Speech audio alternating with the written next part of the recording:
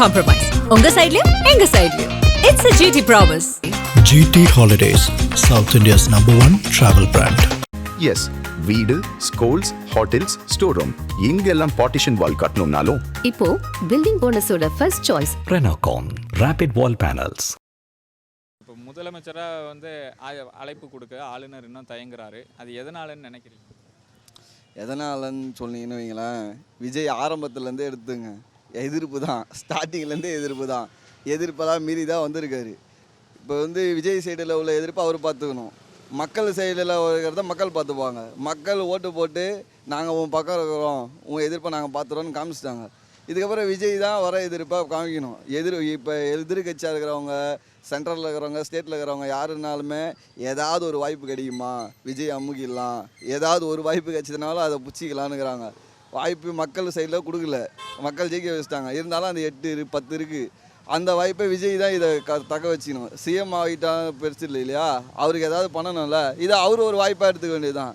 எடுத்துட்டுன்னு இதில் ஜெயிச்சுட்டு வந்துட்டா போலனா அடுத்த 5 வருஷம் அவர் தான் நான் தான் வாழ்ந்து பார்க்க வேண்டியதான்.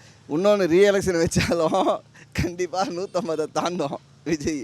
அதனால் ரீஎலெக்ஷன் வைக்காமல் இருக்கிறதே நல்லது. இந்த எலெக்ஷனில் ரீஎலெக்ஷன் வச்சா கண்டிப்பாக 150 தாண்டும், அதுவும் சொல்லிக்கிறேன். விஜய் ஆட்சி அமைக்கக்கூடாதுன்ற மாதிரி இருக்குது இப்போது. ஆனால் இப்போது லீடிங்கில் யார் இருந்ததுன்னு பார்த்தோன்னா விஜய் தான் இருந்தார். இப்போது எல்லோரும் மக்கள் தான் தேர்ந்தெடுக்கப்பட்டு அவர் தான் முதலமைச்சர் ஆகணுன்ட்டு சொல்லியிருந்தாங்க. ஆனால் இப்போ பார்த்தீங்கன்னா ஆளுநர் சொல்கிறாங்க, அது சொல்கிறாங்கன்னு சொல்கிறாங்க. அது நம்மளுக்கு அரசியல் அவ்வளோ இது தெரில. ஆனால் நம்ம மக்கள் தேர்ந்தெடுக்கப்பட்டது யாருன்னா விஜய் தான் வரணும், நல்லது பண்ணுவார்ன்ட்டு விஜய் தான் வரணும்னு சொல்லியிருக்காங்க. விஜய் வந்தால் நல்லாயிருக்கும், முதலமைச்சர் ஆகணும். இல்லை சார், என்னுடைய கருத்து என்னென்னா சட்டத்தில் இடம் இருக்குது, பின்னாடி கூட காட்டலாம் அப்படின்னு சொன்னால் கொடுக்கலாம், பதிவு கொடுக்கலாம்.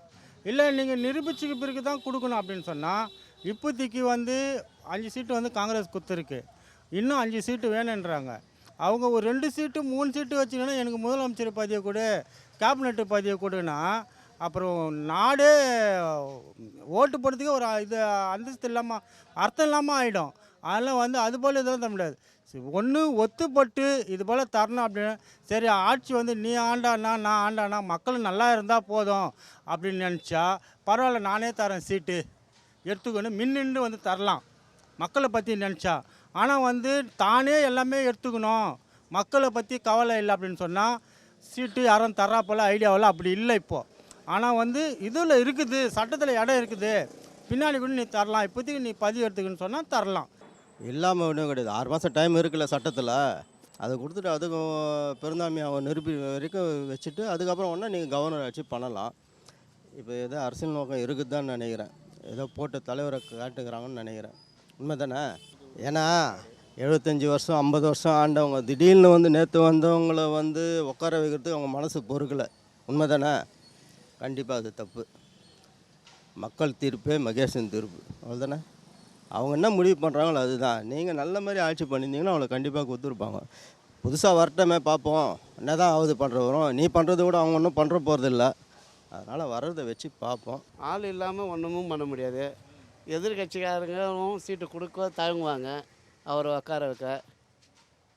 காங்கிரஸ் தரன்னு இருக்குங்க இல்லையா 5 சீட்டு, அப்படியே இன்னும் 3 சீட்டு தேவைப்படும். அது அரசியல் ரொம்ப இடுபடியாக தான் இருக்கும் அவருக்கு. விஜய் முதலமைச்சர் ஆவதில் ஏதாவது சிக்கல் இருக்கும்னு நினைக்கிறீங்களா, இல்லை ஈஸியாக வந்துடும்? வந்துடுவார், கண்டிப்பாக வந்துடுவார். மக்கள் சப்போர்ட் இருக்குல்ல அவருக்கு, அதனால் வந்துடுவார். 118 சீட்டு இருந்தால் தான் ஆளுநர் பார்க்குறாரு. அதனால் இப்போதைக்கு சீட்டு கம்மியாக இருக்கிறதுனால தானே நிற்கிது. வந்தால் தான் சீட்டு கிடச்சா தான். இப்போ ஆளுநர் சொல்கிறாரு, ஆளுநர் என்ன பண்ணுறாருன்னா இப்போது போதுமான சீட்டு கிடச்சா வாங்கன்னு சொல்கிறாரு. அதுதான் பார்க்குறேன். பிஜேபி அங்கே சொன்னால் தான் இங்கே எல்லாம் நடக்கும். அவங்களோட கூட்டணி வச்சாங்கன்னா ஆட்சி அமைக்கலாம், இல்லை ஆட்சி அமைச்சிட்டு கூட நிரூபிக்கலாம். ஆனால் அவங்க வாய்ப்பு கொடுக்கலன்னா இதுதான் காரணம், வேறு ஒன்றும் இல்லை. அவங்களோட கூட்டணி வச்சா அடுத்த நிமிஷம் ஆட்சி அமைச்சிடலாம். அதாவது எப்படின்னு கேட்டிங்கன்னா, ஜனநாயக நாட்டில் ஓட்டுரிமைங்கிறது எல்லாருக்கும் உண்டு. இன்று விஜய் தனிப்பெரும்பான்மை வந்திருக்காரு, இல்லைன்னு சொல்லலை. 108 இது வந்திருக்கிறாரு. அதில் 2 இடத்துல தொகுதியில் ஜெயிச்சு எப்படி ஒரு இடத்து தொகுதியில் ரிசைன் பண்ணணும், அதில் புதுசாக யாராவது நிப்பாட்டுவாங்க, ஈவன் விஜய் நிற்பாங்க. ஆனால் 108ங்கிறது அரசியல் ரீதியாக பார்த்திங்கன்னா தமிழ்நாட்டில் 118 வரணும். இன்னும் அவருக்கு இன்னொரு 10 சீட்டு தேவைப்படுது. இவங்க அலையன்ஸ் வைக்கலைங்கிறாங்க இல்லாமல் இருக்குது. இதை வந்து சால்வ் பண்ண வேண்டியது இளைய தளபதி விஜயினுடைய கருத்து தான். ஆனால் மக்கள் என்ன நினைக்கிறாங்கன்னு தெரியல. பட் ஜனாதிபதி ஏன் அழைக்கலைங்கிறது அது வந்து அரசியல் ரீதியாக ஒன்றும் இருக்காதுன்னு எனக்கு தோணுது. சட்ட ரீதியாக ஏதாவது இருக்கலாம், சட்ட ரீதியாக என்ன இருக்குன்னு தெரியாது. பட் கூடிய சீக்கிரம் அழைச்சிடுவாங்க. ஏன்னு கேட்டிங்கன்னா 10 தொகுதி 15 தொகுதி 20 தொகுதிங்கெல்லாம் கிடையாது, 108 தொகுதி வந்திருக்காருங்கிற போது ஒரு தனி majority, single man, no alliance, no இது, சிங்கிள் மேன் வந்திருக்காரு. எப்படி கூப்பிடுவாங்க? இது வந்து டெல்லியிலேருந்து ப்ரெஷர் கொடுக்குறாங்க, இங்கேருந்து ப்ரெஷர் கொடுக்குறாங்க, இங்கே தமிழ்நாட்டில் லோக்கல் பாலிட்டிக்ஸ் கொடுக்குறாங்கங்கிறதெல்லாம் சொல்ல முடியாது. பட் கவர்னர் என்ன நினைக்கிறாருன்னு தெரியாது. ஓகேவா? கவர்னர் என்ன நினச்சி நாளைக்கு கூட கூப்பிடலாம், 2 நாள் கழித்து கூப்பிடலாம். கூப்பிட்டுட்டு நீங்கள் ஆட்சி அமைங்கம்பாங்க. 15 நாளைக்குள்ளார ஒரு மெஜாரிட்டியை காமிக்கணும். இந்த மெஜாரிட்டியை காமிக்கணும். அவர் காமிச்சிட்டாருன்னா பிரச்சனை இல்லை. இதில் 2வது இடைத்தேர்தல் மறுபடியும் எழுதுனாக்கா அது அனாவசியமாக பப்ளிக் மணி தான் வேஸ்ட் ஆகும். இது யாருக்கும் வந்து 2வது ட்ரிப்பு இடைத்தேர்தல் வச்சு 243 தொகுதியும் கொடுத்து மறுபடியும் லீவை விட்டு இது நியூசன்ஸ். ஆட்சி அமைக்கணும். அது யார் அமைக்கிறாங்களோ இவரா விஜய் அமைக்கலாமோ இல்லை அது அமைக்கிறாங்க. விஜய் வந்து எப்படியாவது அவங்களோட இதை வச்சு பேசி ஆட்சி அமைக்கட்டும். தனிப்பெரும் கட்சியாக தாவேகா வின் பண்ணியிருக்காங்க. இன்றைக்கி பதவியேற்புக்கான விழா ஒரு பக்கம் நடந்துகிட்டு இருக்கும்போது ஆளுநர் பெரும்பான்மையை நிரூபித்தாதான் நான் உங்களுக்கு முதலமைச்சராக பதவியேற்கிறதுக்கான அழைப்பை கொடுக்க முடியும்னு ஒரு தகவல் வருது. எப்படி பார்க்குறீங்க? இது எப்படி பார்க்குறதுன்னா, இப்போ மறுபடியும் வந்து கூட்டணி வந்து சேர்றாங்க விஜய்கிட்ட. ஆனால் யாரும் அவ்வளோதான் ரியாக்ஷன் கொடுக்கல இது வரைக்குமே.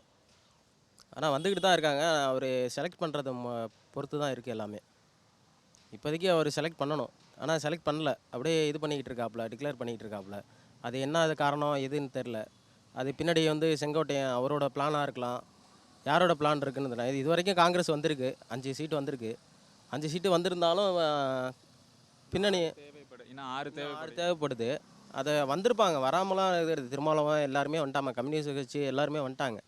வந்துமே கொஞ்சம் டிக்ளேர் அதை இது வெயிட்டிங்லேயே வச்சுருக்காங்க. எதுக்காகன்னு தெரில.